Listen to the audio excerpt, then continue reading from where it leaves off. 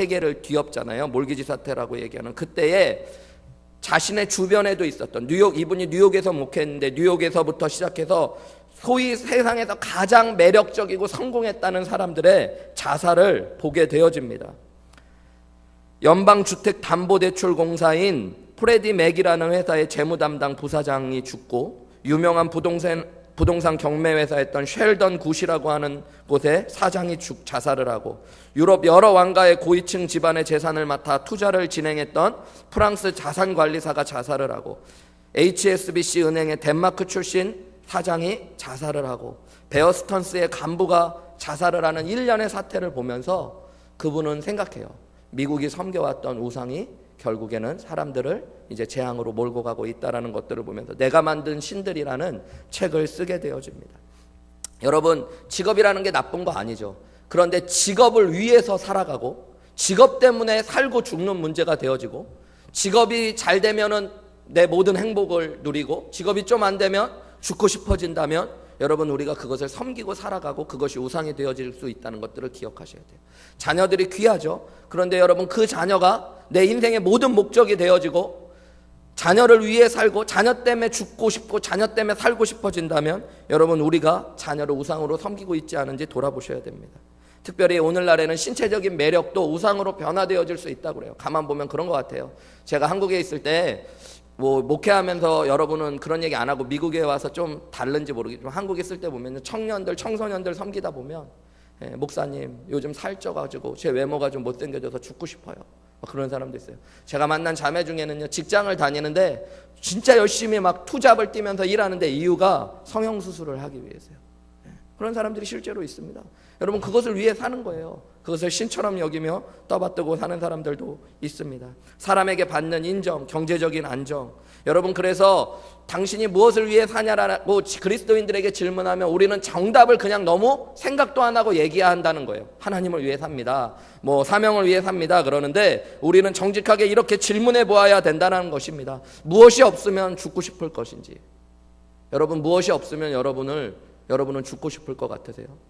무엇이 나를 살게도 하고 죽게도 하는지 질문해 보셔요. 그것이 우리가 섬기는 우상일 수 있다는 거예요. 골로새서에는 여러분, 모든 탐심이 우상 숭배라고 이야기합니다. 이 얘기는 뭐냐면, 우상 숭배라는 건 어떤 대상의 문제가 아니라 그 대상이 우리의 욕심과 맞아지면 그것이 바로 우상이 되어지는 거예요. 여러분, 자녀를 사랑하는 게 문제가 아니죠. 그런데 자녀를 내 욕심과 합쳐져서 사랑한다라는 말로 치장되어지면 그것이 우상이 되어져요. 여러분, 많은 부모들이 자녀를 우상처럼 섬기면서 결국에는 패망하게 되어지는 경우들이 있는데요. 그 이유는 내 욕심이 거기에 가득 채워지기 때문입니다. 자녀를 통해 내가 인정받고 무언가를 이루려고 하는 것들.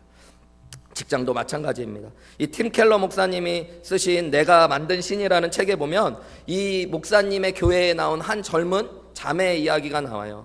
애나라는 여인인데요, 늦은 나이에 결혼을 하게 되어집니다. 그리고 행복한 가정을 이루는 게 꿈이었어요. 근데 아이를 낳기가 어려운 거예요. 나이가 좀 늦게 결혼을 하다 보니까. 그래서 온갖 어려움을 겪고 결국에 아이를 낳게 됩니다. 두 아이를 낳게 되는데요, 그때부터 이 여인의 마음에 아이를 완벽하게 키우려고 하는 목표가 생겨되게 돼요. 그래서 누구보다도 나는 내 아이를 잘 키우겠다. 이게 내 인생의 목적이다.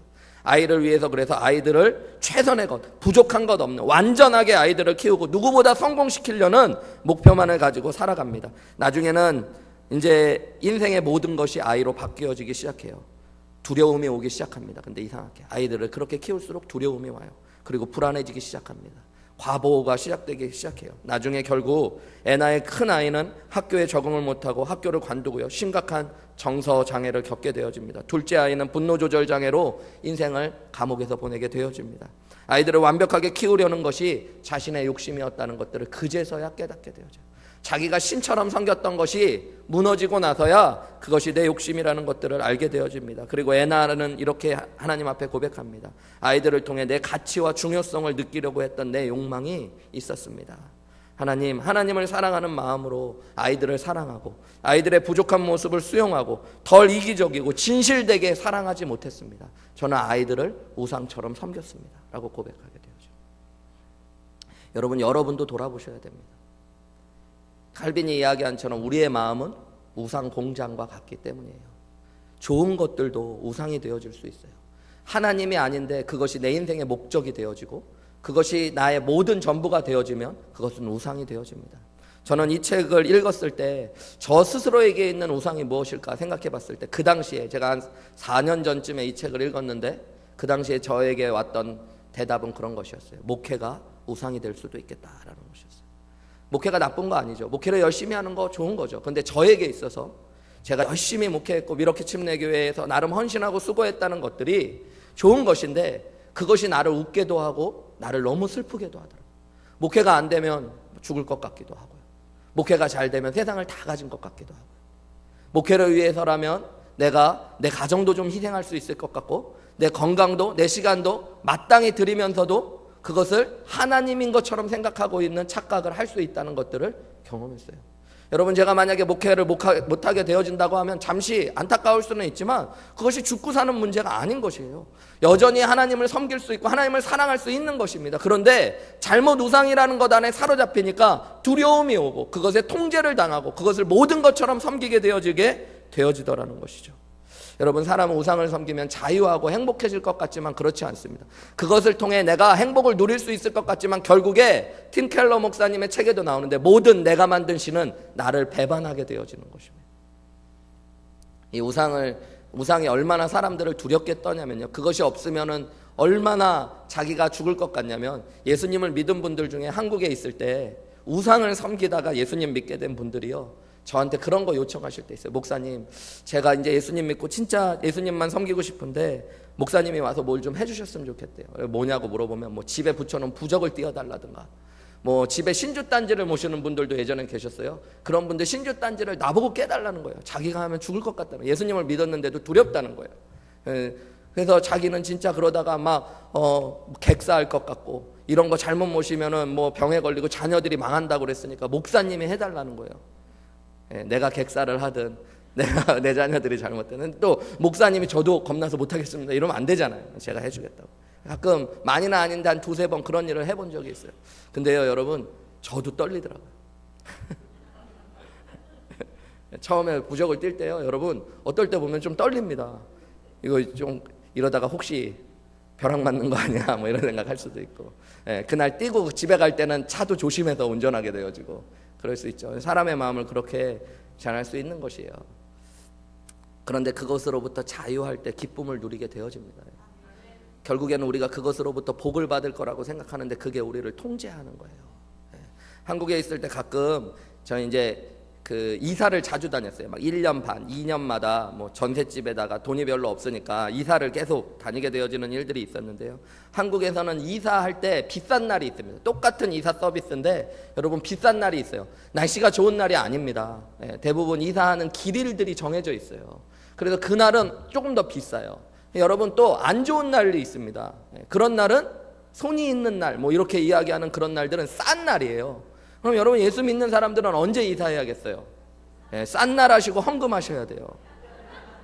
근데 다 길일 날들이 이사하려고. 저는 싼 날 이사 얼마나 좋은지 몰라요. 차도 안 막히고 이사하는 사람들도 와서 기분 좋아하고, 이런 날 이사하는 사람 있네 그러고 봤다, 역시 보니까 성경책도 있고 예수 믿는 사람이구나. 그런데 막 가갖고 우리는 손 있는 날 우리가 왜 이사하냐, 우리는 꼭 좋은 날 이사해야 된다 막 싸우고 막 애쓰고 막 그래가지고 했는데 보고 예수 믿는 사람이면 얼마나 창피한 일이에요. 여러분, 이런 것처럼 우리가 우상을 섬기고 무언가를 통해 복을 받을 거라고 생각하는 것들이 결국에는 우리를 제어하고 조절하고 우리를 힘들게 하고 또는 슬프게 할 수 있다는 것들을 기억하셔야 돼요. 자녀를 하나님처럼 섬기신 분들은 죄송하지만 자녀들 때문에 피눈물을 흘릴 날이 올지도 모릅니다. 여러분, 직장을 너무 하나님처럼 섬기신 분들은 직장 때문에 때로는 피눈물을 흘리실 수도 있습니다. 직장을 대충 다니라는 것이 아니에요. 그것이 하나님이 아니기 때문에 여러분을 구원해 줄 수 없다는 것들을 기억하셔야 되는 것입니다. 그래서 오늘 이 10가지 재앙을 통해서 우리가 좀 봐야 되는 것이 있어요. 하나님께서 바로와 이스라엘 백성들 또 애굽 사람들을 통해서 하나님이 10가지 재앙을 통해서 그들의 마음을 통해 무엇을 보게 하시는지 좀 깨달아야 되는 것들이 있습니다. 여러분, 우리 하나님께서 첫 번째로 보여주시는 것들은 거짓 신들의 한계와 하나님이 하나님 되심을 보여주시는 거예요. 우리 9장 11절 말씀을 한번 뒤로 가서 한번 성경책을 찾아서 한번 보실래요? 9장 11절에 보면 요술사들도 악성 종기로 말미암아 모세 앞에 서지 못하니 악성 종기가 요술사들로부터 애굽 모든 사람에게 생겼다라고 이야기합니다. 여러분, 이 요술사들은 아까 이야기한 것처럼 제사를 지내고 우상을 섬기면서 사람들을 치유했던 사람들입니다. 근데 그들에게도 뭐가 임하게 되어지는 거예요? 악성 종기와 피부병에 걸리게 되어졌다라는 것들을 이야기하고 있습니다. 여러분, 이 이야기가 왜 중요해요? 우리가 10가지의 재앙을 보지만 그들이 섬겼던 신들은 다 한계를 가지고 있었어요. 그죠? 하나님이 말씀하시니까 나일강이 피로 변하는 걸 막을 수 있어요? 없어요? 없습니다. 여러분, 그들이 신처럼 여겼던 개구리가 집안에 가득할 때 그것을 제거해 줄 사람이 없습니다. 그래서 결국 바로는 계속 누구에게 부탁을 하는 거예요? 모세에게 부탁을 하고 하나님께 기도해 달라고 이야기하고 있는 것입니다. 여러분, 내가 소중하게 여기고 신처럼 여겼던 것들이 하나님이 아닌 한계를 지니고 있다는 것들을 깨닫도록 하나님께서 이 10가지 재앙을 보내고 계시는 거예요. 여러분, 그것을 깨닫는 것이 은혜입니다. 내가 직장을 모든 것처럼 섬겼던 분들이 명예퇴직을 하고 나면 허무감을 느껴요. 저희 아버님도 30년 이상 그래도 대기업에서 일을 하시고 명예퇴직을 하셨어요, 일찍. 근데 아버지가 그런 이야기 하시더라고요. 제가 그때 군대에 있었거든요. 군대에 있고 제대하고 나중에 좀 시간이 지나가고 아버지 퇴직하시고 다시 나중에 직장을 가셨는데 한 6개월에서 1년 정도를 쉬셨어요. 그때 힘드셨죠? 라고 얘기했더니 아버지가 그런 말씀 하시더라고요. 힘들었지. 그러면서 하셨던 이야기가 제일 힘들었던 게 내가 회사에게 버림받았다는 것. 자기의 모든 걸 바치고 30년을 일했는데 거기에서 버림받은 거예요. 나갈 때 보면 그냥 매몰차게 당신 필요 없습니다. 그것 때문에 아버지가 비가 안 오는 날은 북한산에 가셔서, 저희 동네랑 북한산이 가깝거든요. 북한산에 가셔서 책 두 권이랑 신문 들고 가셔서 그냥 읽다 오시고, 비 오는 날은 구청 구립도서관에 가셔서 책을 읽으면서 그 마음을 삭혔는데 너무너무 힘드셨다. 내가 회사에게 버림받았구나. 그때 제가 오늘 같은 날이었으면 이렇게 얘기했겠죠. 버림받은 게 아니라 아버지가 회사를 너무 하나님처럼 여겨서 그렇습니다. 회사는 원래 그럴 수 있는 곳이에요. 여러분, 자녀들한테 너무 많은 기대하지 마세요. 막 자녀가 이렇게 해갖고 잘 되면 결국에 나한테 뭐가 돌아오겠지. 천만의 말씀 만만의 콩떡 같은 거. 아들 잘 키워봐야 여러분 진짜 소용없습니다. 저를 보시면 압니다. 저희 어머님을 보시면 알고. 여러분, 막 자녀들이 잘 되면 막 엄마 아빠한테 잘할 것 같죠? 자기 아내한테 다 합니다. 그냥 자기 자식한테 하고. 돌아오는 게 없는 거예요. 자녀한테 그래서 잘해주지 말라는 게 아닙니다. 잘해줘야 되는데 여러분, 그것을 하나님처럼 섬기지는 마세요. 우리가 이 10가지의 재앙, 여러분이 나중에 7장 14절부터 11절까지 집에 가서 한번 천천히 읽어보시면 좋은데요, 9장 11절 말씀을 한번 보실까요, 여러분? 9장 11절에 보면 하나님께서 이런 말씀, 죄송합니다. 7장 17절입니다. 죄송합니다. 7장 17절 말씀에 보면 이런 말씀을 합니다. 여호와가 이같이 이르노니 내가 이로 말미암아 나를 뭐인 줄 알리라? 여호와인 줄 알리라. 이것이 바로 10가지 재앙의 하나님의 핵심의 말씀입니다. 나중에 보면 10장에도 이 말을 똑같이 하세요. 이 모든 재앙을 통해 내가 여호와인 줄을 알게 되게 하시겠다. 여러분, 세상의 우상의 한계를 느낄 때 우리는 여호와가 하나님이신 줄을 아시는 귀한 은혜를 경험하셔야 되는 것입니다. 여러분, 내가 소중히 여겼던 것들이 결국 나를 힘들게 하고 아프게 하는 일이 일어날 수 있습니다. 그런데 그때 우리는 하나님이 하나님 되심을 깨닫는 은혜가 있어야 되는 거예요. 여호와가 하나님이시구나. 예전에 제가 기억나는 것이 한국에 있을 때 초등학교 고학년쯤 되었던 것 같은데 지금도 잊혀지지 않네요. 제가 이제 교회 근처에 살고 저희 아버님, 어머님, 뭐 친척들도 다 저희 교회를 잘 섬기셨으니까 교회가 놀이터고 교회가 저한테 너무 그런 공간이었어요. 주일날인데 유초등부 예배가 끝나고 저희 어머니, 아버님 계속 교회에 계시니까 저는 교회 마당에서 계속 놀았거든요.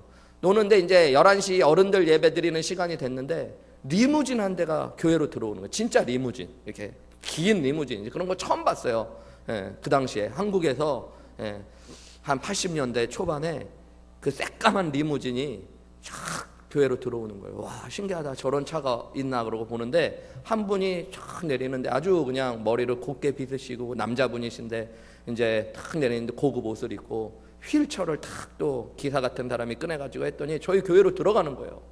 야, 도대체 뭔가 혼자 막 상상했죠. 뭐 회장님인가 그래서 우리 교회에 기밀이 있어서 오고 막 혼자 드라마 많이 쓰니까 그래서 이 교회 예전에 몰랐는데 은혜를 받았던 게 있고 내가 헌금 100억을 이렇게 하려나 혼자 막 드라마를 쓰고 있는데 나중에 아버님에게 여쭤봤어요. 어떤 분이냐고 여쭤봤더니 예전에 개척 때부터 우리 교회를 열심히 섬기셨던 분인데 미국으로 이민을 간 집사님이라는 거예요.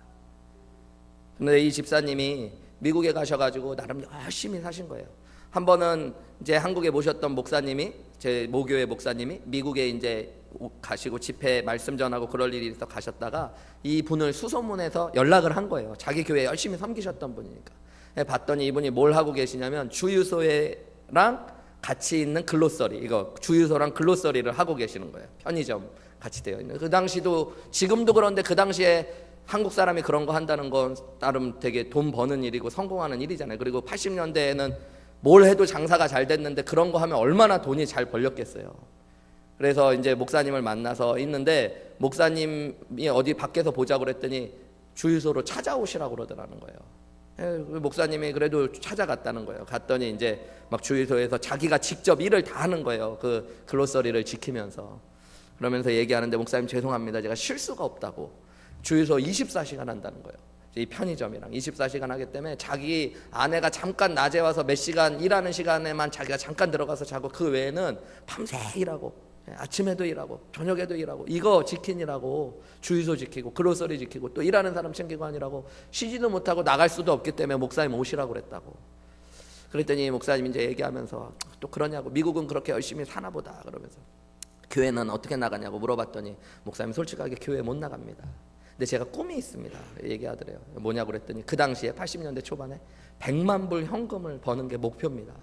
그거 벌면 목사님 이제 사람도 막 쓰고 교회도 열심히 다니고 신앙생활도 열심히 할 겁니다. 그렇게 이야기했다는 거예요. 그래서 내가 이제 아버지께 질문했죠. 그럼 100만 불을 벌어서 온 거냐? 100만 불을 어떻게 됐대냐? 돈에 관심이 많았는지 그런 질문했더니 아버지가 아니 몇 개월 전에 그런 건데 지금 그냥 오셨대. 왜요? 그랬더니 병에 걸렸다는 거예요. 암 말기 진단을 받고 이제는 손 쓸 수 없고 몇 개월밖에 못 산다는 이야기를 듣고 이분이 그때 들었던 제 기억은 정확하지 않은데 80만 불인가 그 정도 버셨는데 아무 소용이 없다는 걸 깨달은 거예요. 100만 불이 있어도 200만 불이 있어도 80만 불이 있어 그건 중요하지 않아요. 한국에 한번 가보고 싶다. 그리고 교회에 가보고 싶다. 그러고선 오신 거라는 거예요. 그러면서 저희 아버님이 하시는 이야기 참 안 되셨다고. 근데 그게 잊혀지지 않아요. 그분의 모습이. 또 미국에 살면서 목회를 하다 보니까 그 모습이 잊혀지지 않습니다. 여러분 우리 다 남의 나라 와서 열심히 살고 주어진 목표를 가지고 또 이곳까지 오신 분들이 많이 있습니다. 학위를 받아야 되고 어떤 일정의 직장을 가져야 되고 집을 사고 안정을 가져야 되고 자기 사업체를 갖기 위해 열심히 뛰어오신 분들이 있을 수 있어요. 그런데 여러분 혹시 또 자녀 교육 때문에 모든 것들을 포기하고 여기까지 오신 분들이 계실 수도 있습니다. 그런데 그것이 혹시 어느 순간에 하나님이 되어버리지 않았는지 돌아보셔야 됩니다. 그것은 한계가 있는 것들이에요. 그것이 여러분을 지켜주지 않습니다. 그것이 여러분을 구원해 주지도 않습니다. 여러분 그것을 일찍 깨닫는 것이 은혜인 줄을 아셔야 돼요. 그래서 하나님이 하나님이신 줄을 아는 은혜가 저와 여러분 가운데 있으시기를 주님의 이름으로 축복합니다. 여러분 그래서 사실 주일날 예배한다는 거 복받은 것입니다. 우리가 왜 이 자리에 모여 있습니까? 주일날 모여서 우리는 세상이 직장이 다른 것이 하나님이 아니라 여호와 하나님이 나의 하나님이심을 고백하고 있는 거 아닙니까? 그래서 하나님을 높이고 찬양하는 거 아닙니까? 여러분 이게 복받고 하나님 은혜 가운데 서는 길인 줄 믿으시기 바랍니다. 여러분 이 믿음이 마지막 심판의 날 우리를 구원해 주는 거예요. 여러분 그것만이 우리를 지켜줄 수 있는 거예요.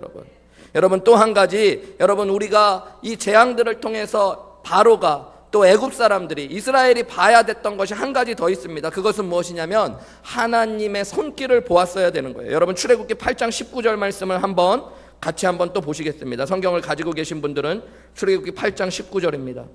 여러분, 세 번째 티끌이 2로 변하는, 흙이 2로 변하는 재앙을 하고 나서 요술사들이 하는 말이 있습니다. 그들이 해보려고 그랬지만 이것을 할 수 없다는 것들을 깨닫고 나서 19절에 요술사가 바로에게 말하되 이는 하나님의 권능입니다 라고 이야기한 거예요. 이 권능이라는 말이요, 여러분 주석 성경을 가지고 계신 분은 뒤에 보면은 손가락이라고 히브리어로 번역돼요. 원래 원어는 손가락이라는 뜻이에요. 이건 하나님의 손가락입니다, 하나님의 손길입니다 라고 이야기하는 거예요. 그런데 바로의 마음은 완악하여 그것을 듣지 않았다 그래요. 여러분, 세상을 보면서 우리의 마음이 열려졌을 때 하나님의 손길을 보는 것이 은혜입니다. 여러분, 그게 믿음이에요. 믿음. 똑같은 재앙을 경험하고 있는데 바로는 완악하여 그 말을 듣지 않습니다. 그런데 요술사들조차도 나중에 보면 이스라엘 백성들은 하나님의 손길을 봄을 통해서 여호와를 여호와로 고백하는 역사가 일어납니다. 다섯 번째 재앙부터는 여러분 보면 9장 6절, 9장 26절, 10장 23절에 보면 그 다섯 번째 재앙인, 여러분 성경 말씀을 한번 보시면 9장 6절 말씀 보시면 가축이 죽는 죽음부터 보면요, 이게 구별되기 시작합니다. 이튿날에 여호와께서 이 일을 행하시니 애굽의 모든 가축은 죽었으나 이스라엘 자손의 가축은 하나도 죽지 아니하였다. 9장 26절에도 보시면요, 여러분 이스라엘 자손들이 있는 그곳 고센 땅에는 우박이 없었더라 라고 이야기합니다. 10장 23절에도 보시면요, 여러분 흑암이 온 땅을 덮었을 때 10장 23절에 그동안 사람들이 서로 볼 수 없으며 자기 처소에서 일어나는 자가 없으되 온 이스라엘 자손들이 거주하는 곳에는 빛이 있었더라 라고 이야기하고 있는 것입니다. 여러분, 하나님의 손길을 따라 이스라엘은 보호받고 있고 애굽은 재앙 가운데 처하여져 있었다는 것, 그것을 보고 여호와가 여호와이신 줄 아는 것들, 그것이 우리의 마음에 일어나야 될 일들입니다. 근데 바로는 그것을 끝까지 보지 못하는 거예요.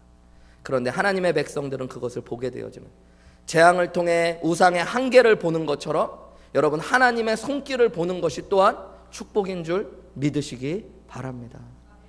여러분, 하나님께서 여러분을 보호하셨음을 볼 수 있어야 돼요. 또한 하나님께서 오늘도 내 삶에 역사하시고 있는 손길을 보시는 은혜가 있어야 될 줄 믿습니다.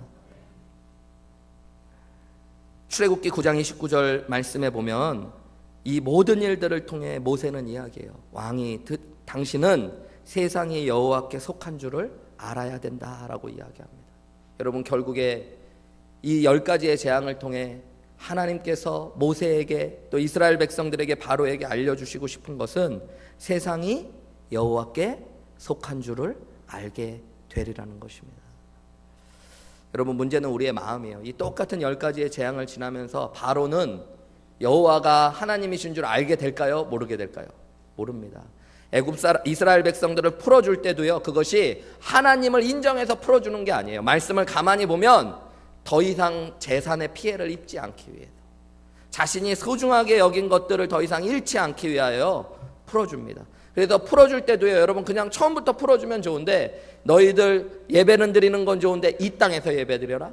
이 땅에서 예배 드리는 것이 안 된다면은 남자들만 가라. 애들과 여자들과 가축은 내비두어라. 그것이 안 된다면 나중에는 애들과 아이들은 여자들은 데려가는데 가축들이라도 내버려둬라. 계속 그러다가 자기가 결국 망하게 되었도다 하면서 풀어줬던 것이 바로의 마음이에요. 바로는 이 10가지의 재앙을 겪으면서도 자신이 섬겼던 신이 신이 아니라 여호와 하나님이 하나님이심을 알지 못합니다. 끝까지. 그래서 그들을 풀어주고 나서도 홍해까지 가서 그들을 죽이려고 하다가 결국에 멸망당하는 것이 바로예요. 왜요? 그의 완악한 마음 때문에. 그런데 성경에 보면 애굽에서 430년을 살면서 이스라엘 백성들도 이 애굽의 신들을 섬겨왔었습니다. 나중에 민수기와 신명기 말씀에 보면 하나님께서 이스라엘 백성들에게 뭐라고 얘기하면 너희가 애굽 땅에서 섬겼던 신들을 대해서 이야기해요. 그러니까 이스라엘 백성들도 이 신들을 섬겼어요. 그런데 어느 순간 이스라엘 백성들은, 그리고 모세는 하나님의 말씀대로 깨달은 것이 있습니다. 우상은 다 헛된 것이구나.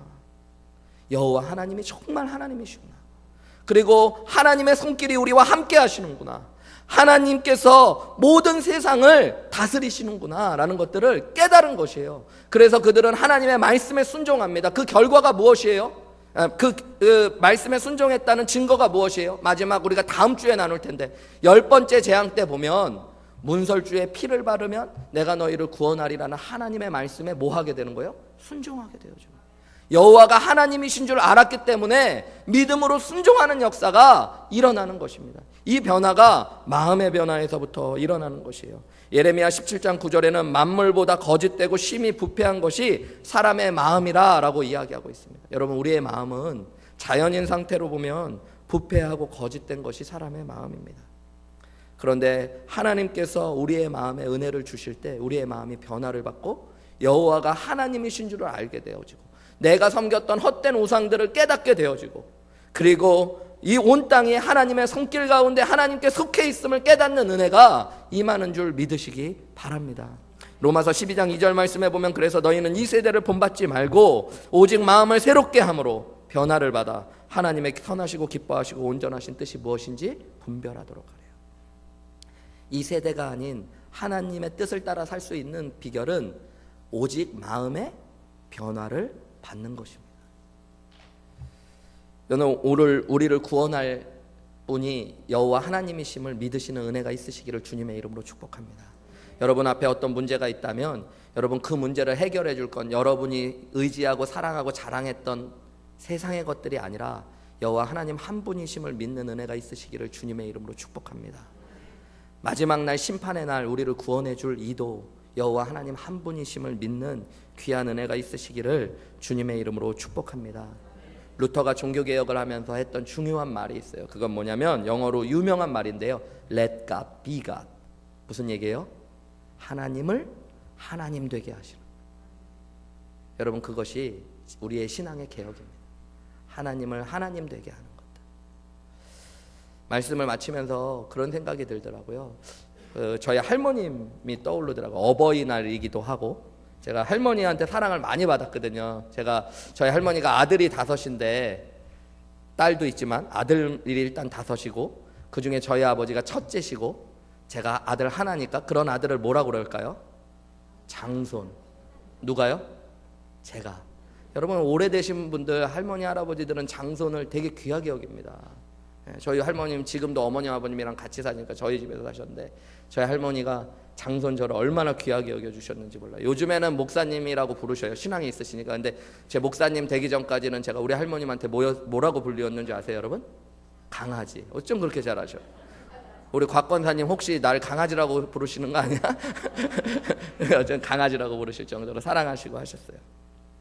저희 할머님 지금 뭐 98세 막 이렇게 되시고 얼마 전에는 대상포진 걸리셔가지고 막 어머니 아버지가 움직이질 못하셔서 목욕시켜드리고 대소변 다 받아내시고 하신다는 이야기 듣고 그랬는데 그러면서 이제 할머니 생각들을 이렇게 하다가 또 말씀도 준비하다가 할머님 칠순잔치 때가 생각나는 거예요. 저희 할머님 뭐 시골에서 그래도 잘하시면서 나이가 그렇게 많으시니까 초등학교밖에 못 나오셨죠. 근데 그 당시에 뭐 초등학교 여자분이 나온다는 것이 뭐 큰 그런 게 아니라 그때는 그렇게밖에 나오실 수밖에 없는 여러 가지 환경도 있으셨어요. 근데 한마디로 뭐 별로 특별히 배우신 것도 없고 딱히 직업을 가지신 적도 없습니다. 일찍 시집을 오셔가지고 그냥 애들 여럿 낳고 키우시고 하신 거예요. 근데 어쨌든 자제들 나름 잘 키우시고 또 이제 칠순잔치를 맞이했을 때 손주들도 있고 제가 이제 그때 고등학생 정도 됐던 것 같은데요. 이렇게 막 다 모여서 잔치하시는데 이제 아버님이 이제 그때는 한참 사회생활 하시고 그럴 때고 좀 잘 하실 때여가지고 좀 좋은 호텔에서 서울에 있는 꽤 좋다는 호텔에서 호텔을 빌리고 사람들도 많이 초대했어요. 막 아버지 회사 분들도 초대하고 교회 분들도 초대하고 뭐 동네 분들도 초대하고 몇백 명이 오시고 할머님 칠순잔치를 한번 크게 해드린다고 그런 잔치를 했어요. 그러면서 이제 사회도 누가 전문 사회가가 와서 예배도 드린 뒤에 사회도 보고 하는데 할머님 노래를 부르셔야 된다고 그러는 거예요. 아버지가 이제 순서를 미리 해주면서 어머님 노래를 한 곡 하셔야 된다고. 그러니까 할머니가 나 그런 거 못한다고. 저도 평생 할머니 노래를 들어본 적이 없었거든요. 뭐 이렇게 딴 일 하면서 뭐 아이고 뭐 죽겠네 살겠네 뭐 이런 거 말고 진짜 노래를 들어본 적은 없으니까 할머니가 또 무슨 노래를 하시려나 또 이게 칠순잔치에 이게 사고가 터지면 어떡하나 뭐 이런 생각도 하고 목사님도 계시고 뭐 교회 분들도 계시고 그러니까 어떤 노래를 해야 되나 그러고 저 혼자서는 우리들 손주들도 노래를 해야 된다. 이제 장손이니까 남자애들 싹 불러가지고 연습 싹 시키고 율동 준비시키고 해가지고 했죠. 막 순서가 되는데 할머니 순서가 된 거예요. 이제 마지막 파이널 같이 피날레 할머니 마지막 한번 사회분위에서 노래 부르시라고. 그러니까 할머니가 큰 마이크를 잡으시더니 노래하기 전에 한마디 하시겠다고 이야기하시더라고요. 그러면서 이런 얘기 하시는 거예요. 어렸을 때 일찍 시집 와서 너무 고생하셨다는 거예요. 서울에서 사시다가 나름 잘 사는 집에서 막내딸로 태어나서 사랑받고 살다가 예산, 충청남도 예산에 시골로 시집을 와가지고 고생을 너무너무 많이 하셨다는 거예요. 너무 의지할 게 없어서 너무 마음이 힘들고 외롭잖아요. 그리고 요즘 젊은 며느님들도 시집살이 하시겠지만 예전 분들은 예상 못하는 시집살이를 하잖아요. 가혹한. 그래서 시어머니 모시면서 막 시집살이 할 때 의지할 게 없어서 교회를 나가기 시작하셨어요. 그런 얘기를 하시는 거야 갑자기. 그래서 우리 할머니 노래만 하시면 되는데 또 이렇게 말을 많이 하시나 뭐 그러고 있는데 그 얘기 갑자기 막 하세요. 그러면서 그런데 예수님이 누군지도 모르고 하나님 무엇인지도 몰랐지만 의지할 분이 그분밖에 없어서 새벽 예배 나가면서 기도하고 주일 예배 빠지지 않고 기도하면 어떨 때는 시어머니가, 우리 할머님의 시어머니가 새벽 기도 갔다 오면 밥도 제대로 안 하고 어디 갔다 오냐고 한겨울에 찬물을 확 끼얹기도 하고, 그러면은 아궁이에 불을 떼고 덜덜 떨면서 또 하나님 앞에 찬송하고 기도하고, 그러면서 자기 의지할 게 하나도 없었다. 또 할아버님이 일찍 돌아가셨어요. 저희 할머님이 홀몸이 되셔서 아들들만 그렇게 막 낳아놓고 할아버지 세상 떠나가시니까 홀몸이 되어서 직장도 없으신데 아들들을 키우려니 얼마나 힘드셨겠어요. 그러면서 키우면서 자기가 평생에 깨닫고 고백하는 것이 하나 있습니다. 그러면서 갑자기 노래를 반주 큐 하면서 세련되게 그냥 노래가 아니라 하시면서 하셨던 노래가 찬송가에 있는 주 예수보다 더 귀한 것은 없네, 이 세상 부귀와 바꿀 수 없네, 영주굴래 대신 돌아가신 그 놀라운 사랑 잊지 못해, 세상 즐거움 다 버렸고 세상 자랑도 다 버렸네, 주 예수보다 더 귀한 것은 없네, 주 예수보다 더 귀한 것은 없네, 이 세상 명예와 바꿀 수 없네. 떨리는 목소리로, 그런데 진실되게 눈물을 흘리면서 그 고백을 하시는 할머님의 모습이 잊혀지지 않는 거예요. 그 할머님의 고백이 하나님을 하나님으로 섬긴 고백인 줄 믿습니다. 그리고 오늘 저도 저 자신에게 묻고 여러분에게 묻고 싶습니다. 여러분은 하나님을 정말로 하나님 되게 하고 계십니까? 여러분의 마음으로 세상의 많은 우상들을 하나님처럼 섬기고 있지는 않으십니까? 성경에 보면 야곱이 하나님을 섬긴다고 살아왔는데요, 인생의 위기를 맞습니다. 딸이 강간을 당하고 아들들은 살인자가 되어진 그 순간에 하나님 앞에 기도하는데 하나님이 우상들을 버리고 베델로 올라오라고 말씀하시는데, 성경에 보면요 여러분, 야곱이 하나님을 섬긴 사람이었는데 그 집안에서 우상이 쏟아져 나옵니다. 여러분, 우리가 하나님 섬긴다고 하지만, 그리고 예수님 믿었다고 하지만 여전히 우리 안에 하나님을 하나님의 자리로 올려드리지 않고 하나님 아닌 것을 하나님의 자리에 올려드린 우상들이 오늘 쏟아져 나오는 은혜가 있으시기를 주님의 이름으로 축복합니다. 그것들이 한계가 있는 우상임을 고백하며 여호와가 여호와이신 줄 알고 여호와의 손길을 바라보며 온 세상이 여호와께 속하였다는 고백으로 주님 고백하며 나아가시는 저와 여러분 되시기를 주님의 이름으로 축복합니다. 우리 함께 우리 할머님이 칠순 때 부르셨다고 하는 그 찬양, 우리 같이 한번 고백하면서 나아가셔 볼까요? 주 예수보다 더 귀한 것은 없네. 이것이 우리의 믿음의 고백될 때 하나님의 자리에 임하셔서 우리를 인도하시고 보호하시고 축복하실 줄 믿습니다. 주 예수보다 더 귀한 것은 없네, 이 세상 부귀와 바꿀 수